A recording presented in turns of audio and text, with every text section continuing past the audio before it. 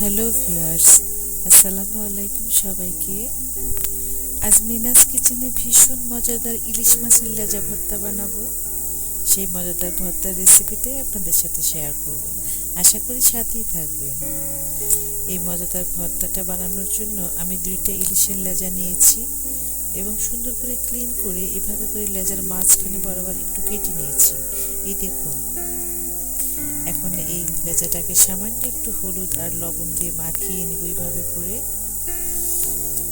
এখন এই ভর্তাটা বানানোর জন্য আমার লাগবে 4-5টা শুকনো মরিচ, কাঁচা মরিচ, পেঁয়াজ কুচি, ছোট সাইজ পেঁয়াজ হলে 5-6টা, আর পেঁয়াজ কলি। এখন চুলায় একটা ফ্রাই প্যান দিয়ে দিলাম এবং 2 টেবিল চামচ তেল দিয়ে দিব। আমি মাস্টার্ড অয়েল ইউজ করেছি। এখন শুকনো মরিচটা খুব ভালোভাবে ভেজে নেব এবং চুলার ভলিউম একদমই কমিয়ে দিব। এই মরিচটা ধীরে ধীরে অল্প আঁচে ভাজতে হবে। একটু সময় নিয়ে যেন মরিচের উপরটা নয়, ভিতরটাও ভালোভাবে এর বিচিটা যেন ভাজা হয়, তবেই কিন্তু ভর্তাটা অনেক বেশি টেস্ট হবে। এভাবে করে শুকনো মরিচটা সময় নিয়ে ভেজে নিচ্ছি। এইরকম একটা কালার আসলে মরিচটা উঠিয়ে নিতে হবে। এখন একটা বাটিতে মরিচটা তুলে নিব।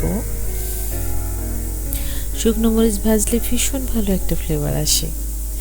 এখন ফ্রাই প্যান আরও 1 টেবিল চামচ তেল দিয়ে দিব এবং ইলিশ মাছের লেজা 2টা ভেজে নেব এভাবে করে। চুলার ভলিউমটা কমিয়ে ঢাকনা দিয়ে ঢেকে দিব। মাঝে মাঝে ঢাকনা উঠিয়ে উল্টিয়ে দিব। খেয়াল রাখতে হবে মাছের ভিতরটা যেন খুব সুন্দর সিদ্ধ হয়। মাছটা ভাজা হয়ে গিয়েছে। এবার আমি একটা ফিশিং প্লেটে মাছটা উঠিয়ে নিব এভাবে করে।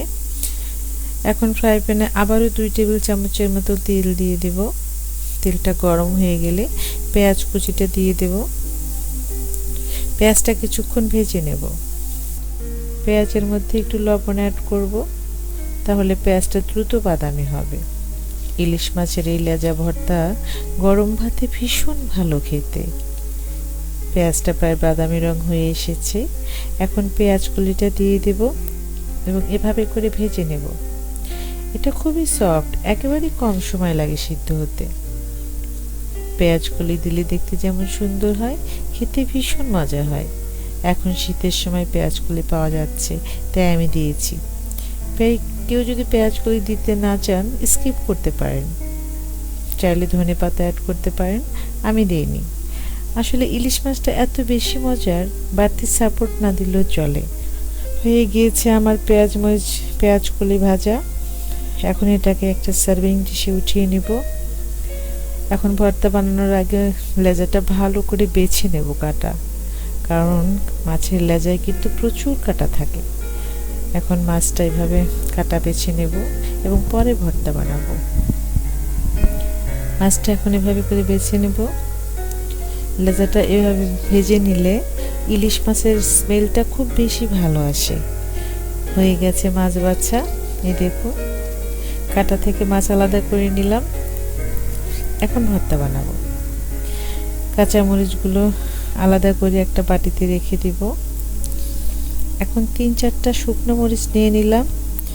একটু লবণ দিয়ে মরিচটা চটকে ভেঙে গুঁড়িয়ে নিব। সাথে একটা কাঁচামরিচ দিয়ে দিব।